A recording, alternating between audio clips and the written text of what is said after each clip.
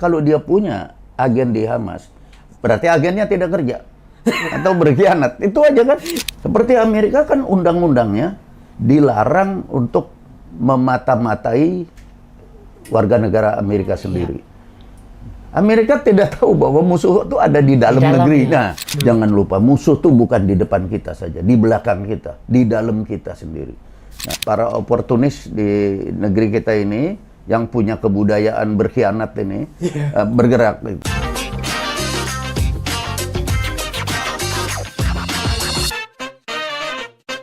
Alhamdulillah, Kilat secara eksklusif bisa ketemu lagi dengan Pak Hendro Priyono. Hendro, apa kabar? Selamat siang. Ini luar biasa kita mendapatkan waktu di tengah kesibukan Pak Hendro menjaga cucu ini kayaknya. Ya, nunggu cucu saya 3 orang ada di sini.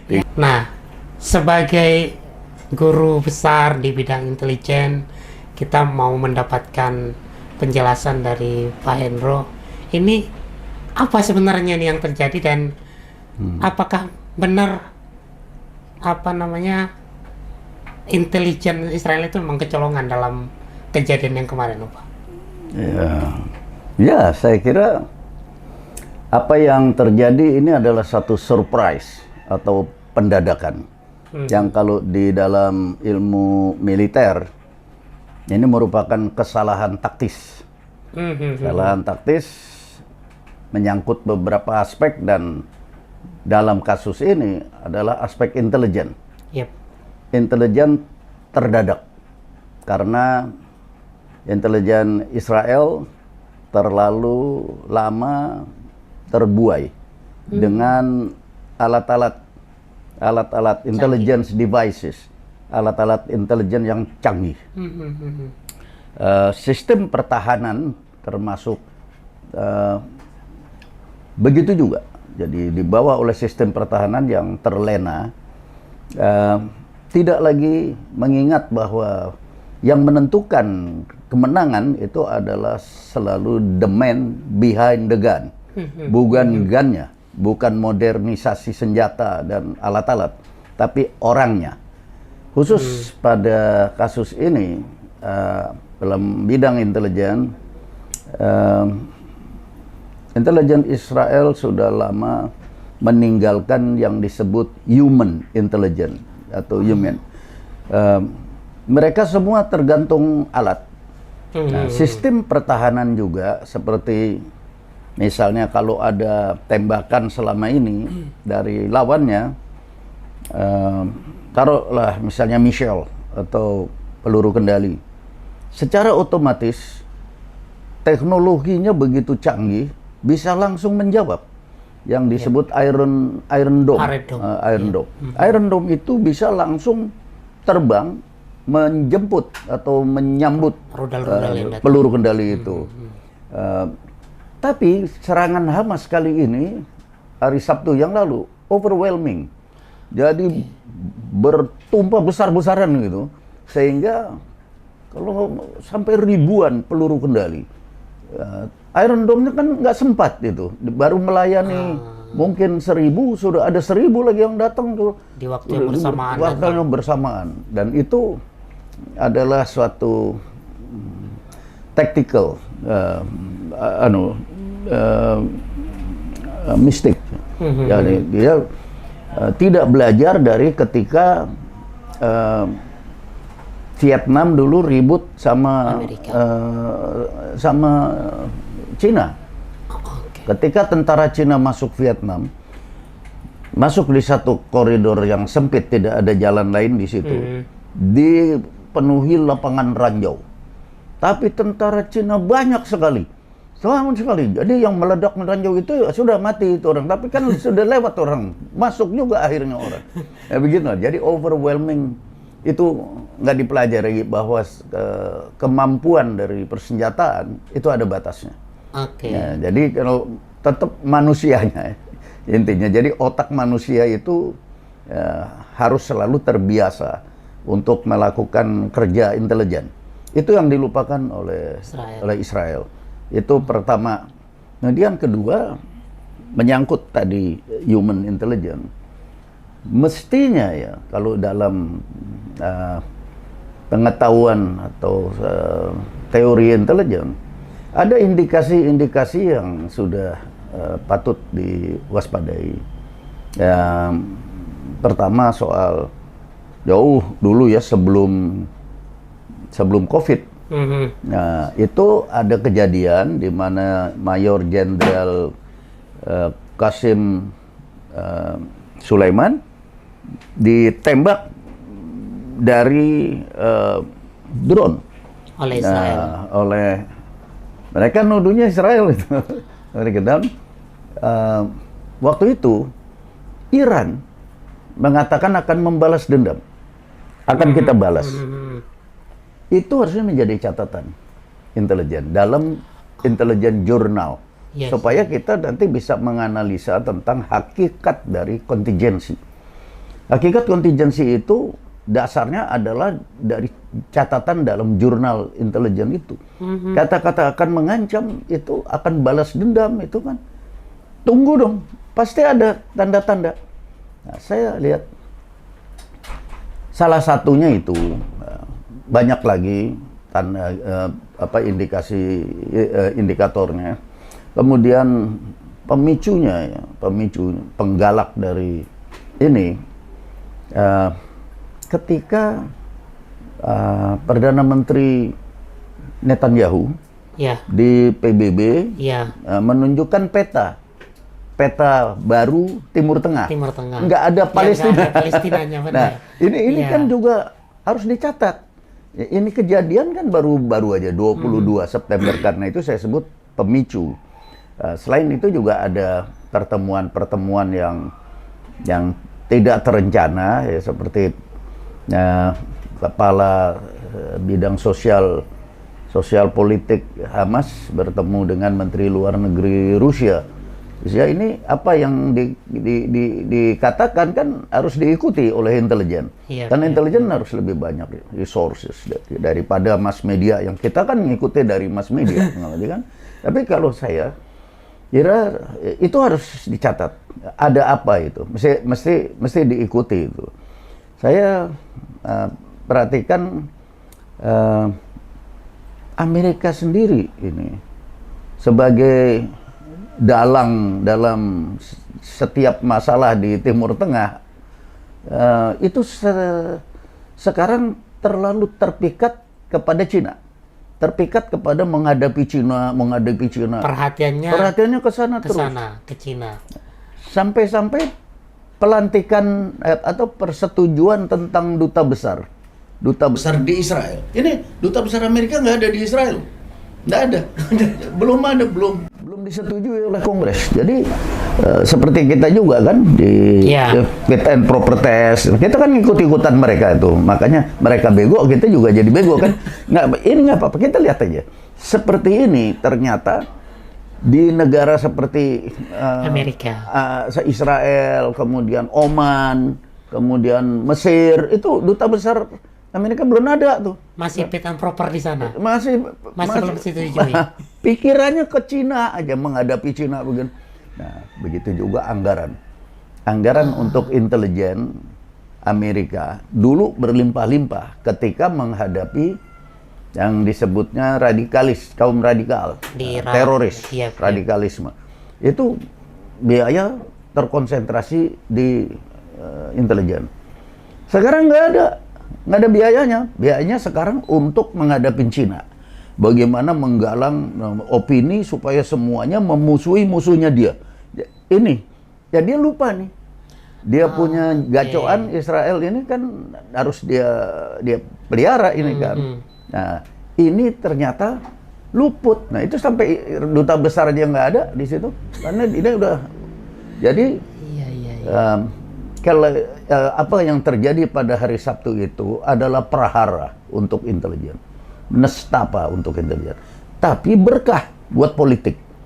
Nah, kenapa tuh? Berkahnya begini, rakyat semuanya jadinya rakyat Israel membackup Benyamin Netanyahu.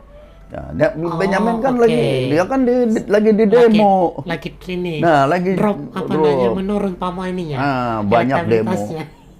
korupsinya diungkit-ungkit masa lalu yang ini, terus dia di demo karena sistem baru di sistem pengadilan Israel baru, terus kegagalan dia dalam membentuk kabinet koalisi, jadi tidak bisa mempersatukan faksi-faksi yang ada di Israel. Ya. Nah, lagi jatuh dia. Nah, dengan ini semua di belakang dia kan. Nah, jadi prahara kadang-kadang buat tentara, buat intelijen, buat politikus berkah.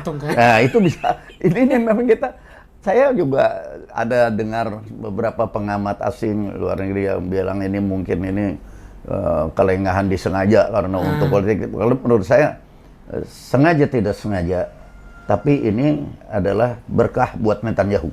Sehingga dia akan jadi orang kuat. Dia akan habis-habisan hajar Hamas. Nah, bagi Hamas sendiri juga menurut saya satu pelajaran yang mesti ingat. Ini kan kita kan mendukung Palestina kan kita. Yeah. Kita mendukung Palestina. Jadi kita sebetulnya juga harus ikut memberikan masukan, jangan cuma rame-rame ngendel kayak bebek. Enggak, kita kasih masukan bahwa politik itu menentukan kemenangan perang. Ya. Bukan pertempuran, bukan tentara. Jadi meskipun tentaranya menang perang, menang bertempur, perangnya belum tentu. Jadi politik harus sejajar dengan kekuatan militer. Kalau politik jalan sendiri, militer jalan sendiri, Timor Leste kita dulu. Ya. Politik kan referendum. akhirnya kalahkan perangnya karena politikus berbicara lain.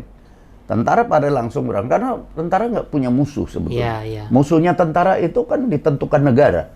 Negara bilang itu musuh. Nah, politik tentara itu politiknya negara. Ya. Saya kan jadi tentara dulu mau masuk Akmil karena saya benci sama Inggris. Jadi benci sama Inggris, tahu saya masuk jadi tentara setelah lulus kita malah damai sama Inggris. Iya, itu kan kecewa kita, tapi terus saya sadar, oh rupanya bukan musuh saya Inggris itu, musuhnya negara. Jadi, tapi sekarang temannya negara kan nggak bisa lagi. Jadi sebenarnya kalau kita bicara dari sisi intelijennya, tanda-tanda sudah cukup bahwa akan ada serangan balasan. Sudah cukup. Sudah cukup. Persoalan yang fatal adalah di bidang tadi, human intelligence. Mestinya dia punya agen di Hamas. Tapi intelijen kelihatan sekali nggak punya agen di Hamas. Kalau dia punya agen di Hamas, berarti agennya tidak kerja atau berkhianat. Itu aja kan. Nah, kedua, dia harusnya melakukan seni di dalam komunikasi seperti gini.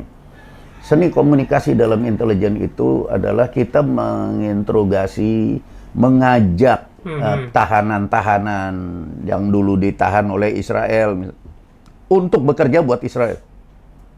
Ya. Nah, itu baru namanya dia memakai seni komunikasi dengan musuh. Yang kedua tadi sumber-sumber dan agen intelijen harus ada. Nah, ini semua dalam kerangka suatu teori dari human intelligence. Ini sudah jauh ditinggal oleh Israel, apalagi Amerika. Seperti Amerika kan undang-undangnya dilarang untuk memata-matai warga negara Amerika sendiri. Amerika tidak tahu bahwa musuh itu ada di dalam negeri. Nah, itu harus beda. Kita hati-hati. Pelajaran untuk kita, untuk kalian lah, anak-anak saya kan, yang masih muda-muda. Jangan lupa musuh tuh bukan di depan kita saja, di belakang kita, di dalam kita sendiri. Nah, itu kita mesti tahu. Dan kalau kita mau menang, kata Sun Tzu, mengetahuilah dirimu sendiri, mengetahui musuh. 1000 kali kamu perang, 1000 kali menang. Itu harus ingat. Diri kita sendiri kita mesti tahu. Nah, kalau diri kita sendiri banyak pengkhianat gimana? Nah, ini susah. Nah, itulah yang terjadi di Amerika. Jadi buat intelijen udah sangat disebut handicap, udah sangat cacat intelijen. Jadi intelijennya mesti kerja keras. Intelijen Israel. Nah, ini kan terbuai kepada alat-alat yang canggih itu. Masuklah Hamas dengan semangat yang menggebu-gebu. Tapi kalau ribuan peluru kendali seperti itu, Sunardi, Ya. Mana mungkin Hamas Dom punya itu bisa, begitu. iya. Kita aja Republik Indonesia nggak punya gitu. Kalau balistik sampai 5.000 begitu ditembak Nah. sekaligus. Saya jadi penasaran sebenarnya Pak Hendro. Ini kan Hamas ini kan diblokade di Gaza, dan akses mereka sangat ditentukan oleh Israel sebenarnya. Baik itu lewat Mesir juga sangat diblok sama ini, di laut juga mereka diblok. Sebenarnya mungkin Pak Hendro punya informasi gitu ya. Seberapa besar kekuatan Hamas ini sebenarnya, dan bagaimana cara mereka bertahan di tengah blokade yang cukup kuat dari Israel itu? Begini, zaman sekarang ini kan ada strategi yang lagi terkenal, namanya preemptive strategi. Dan permainan ini permainan adu domba. Jadi ada aktor di belakang itu, aktor negara. Hamas ini kan adalah salah satu faksi Di Palestina. dari Palestina. Nah, di belakangnya ada satu negara yang kuat, yang tadi saya kembali tadi dendam terhadap ada Iran, ada dendam Rusia. terhadap Jenderal Mayor yang dibom itu di Irak, Qasim Iya. Sulaiman. Yang kedua, pertemuan dari Hamas dengan Menteri Luar Negeri Rusia. Nah, jangan lupa, Rusia juga punya konco, Iran. Meskipun Iran membantah. Kalau soal membantah itu kan masalah politik itu kan. Ya kan, kalau yang jelas kenyataannya tidak masuk akal gitu. Ada peluru balistik, peluru kendali sebegitu. Lalu kalian hitung aja 5.000 kali satu mobil Rolls Royce. Duitmu dari mana? itu luar biasa kekuatan yang mendadak, dan darat, laut, udara loh serangan itu, termasuk paraglider itu juga dipakai. Luar biasa itu juga. Itu memang sesuai dengan azas perang, adalah konsentrasi pada satu tempat yang menentukan. Jadi tempat yang menentukan sudah dia survei, udah dia riset, dan dia udah amati, lalu masuk dia di situ dengan kekuatan besar-besaran. Kemudian sekarang pasti ada serangan balas. Serangan balas. Sekarang sedang terjadi. Ini sekarang serangan terjadi, dan saya khawatir ini akan terjadi satu strategi pendudukan. Jadi akan diduduki. Dan ini akan bertambah panjang perang. Dan betul bahwa geopolitik Eropa itu bisa bergeser. Gitu. Jadi apa yang terjadi, strategi di atas satu geopolitik yang ada di Eropa pindah ke sini, ke Timur Tengah. Timur Tengah. Ya, Timur Tengah. Dan disitulah main caturnya. Yang tadinya misalnya perhatian Amerika ke Cina, Eropa ke Ukraina, sekarang harus ke situ. Pindah. Ini memang main damdas, main catur. Memang kan geopolitik itu papan catur kan. Geostrategi adalah strategi memainkan caturnya. Nah, itu kelihatan bahwa Rusia akan mindahkan ke sana kebetulan gitu kan. Nah, jadi tekanan NATO di belakangnya Ukraina terhadap Rusia pasti kendor. Nah, belum lagi kan sekarang piramidal keuangan global. Nah, ini kan goyang kan, ya, karena BRICS terus bermain. Jadi ini perang memang perang yang saya sebetulnya di ujung usia saya itu sangat sedih melihatnya. Bukannya tambah rukun, ini kalau tambah saling menghancurkan aja, dan ini sulit kita prediksi berakhirnya bagaimana gitu, karena yang jelas bahwa tekanan mungkin Amerika kepada kita semua untuk memusuhi Cina mungkin agak kendor. Nah, kecuali kalau para oportunis di negeri kita ini yang punya kebudayaan berkhianat ini bergerak itu kecuali bergerak yang tidak dia ngerti artinya apa, artinya bunuh diri gitu. Ini jangan sampai kejadian. Jadi mudah-mudahan keributan itu tidak merembet ke sini. Bisa nggak saya sih simpulkan sementara, Pak Hendro, bahwa perang yang terjadi sekarang di antara Hamas dengan Israel itu adalah bagian dari operasi juga untuk mengalihkan perhatian dunia dari perang Rusia Ukraina. Jadi sekarang beralih lagi ke itu bisa karena itu bisa juga dimanfaatkan untuk itu bisa. Jadi ini memang para elit pemimpin negara itu memang harus orang-orang yang cerdas itu. Jadi para pemain catur ini main catur harus orang cerdas. jangan main-main ini, jangan asal pilih asal terkenal aja kan. Ya, jangan begitu, jangan asal-asalan. Nanti kita 2024 terus kita pilih orang yang betul-betul mumpuni lah untuk membawa nasib seluruh bangsa kita. Nah, sekarang apa yang harus sikap Indonesia ini kan? Sikap Indonesia menurut saya jangan normatif seperti biasanya. Kita diplomasi ikut mendukung supaya terjadi perdamaian, terus kita ikut dalam force keeping. Itu kan biasa itu. Kita harus berani melangkah langkah yang luar biasa yang belum pernah, yaitu apa? Membuat rujuk antara faksi Al-Fatah dengan faksi Hamas. Di Jadi Palestina. kita minta Ismail Haniyeh supaya sama Abbas duduk bareng. rukun. Nah, supaya mereka itu punya kesadaran bahwa kemenangan tidak mungkin diraih hanya dari aspek politik saja, diplomasi, dan juga tidak bisa dari aspek kekuatan militer saja. Dua-duanya tuh harus bersatu. Jadi usaha kita dalam rangka menjaga perdamaian dunia berdasarkan bla bla bla semua undang-undang dasar kita adalah kita damaikan mereka. Damaikan mereka. Ini kita sangat mungkin karena negara kita kan Islam. Negara kita ini Pancasila itu kan negaranya penduduknya udah Islam. Jadi sebetulnya Islam pendekatannya itu terbaca oleh mereka, dan disitulah kita punya akses besar untuk bisa menggunakannya untuk mendamaikan, mempertemukan kedua faksi ini.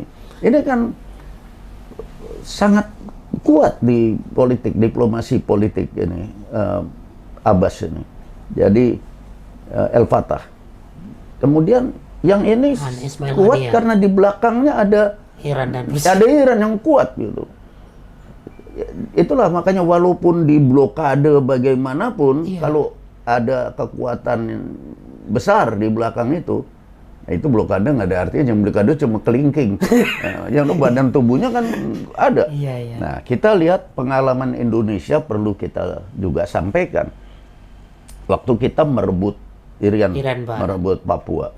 Nah, yang kita kecil, pasukan kita, kapal perang kita aja boro-boro baru maju dibom sama Belanda. Macan tutul, tenggelam. Ya, meninggal semua itu sebagai pahlawan. Tapi tetap kita menang perang. Kenapa? Karena di belakang kita ada Kennedy dulu, ada Amerika. Tahun 61, Amerika itu mengancam Belanda pergi dari Papua atau perang, tentara, perang. Dan Amerika akan mendukung Indonesia kalau terjadi apa-apa. Pergi Belanda dengan marah-marah kan, Amerika gitu. Itu tahun 61. Sehingga kita mendarat itu terus pepera kan, terus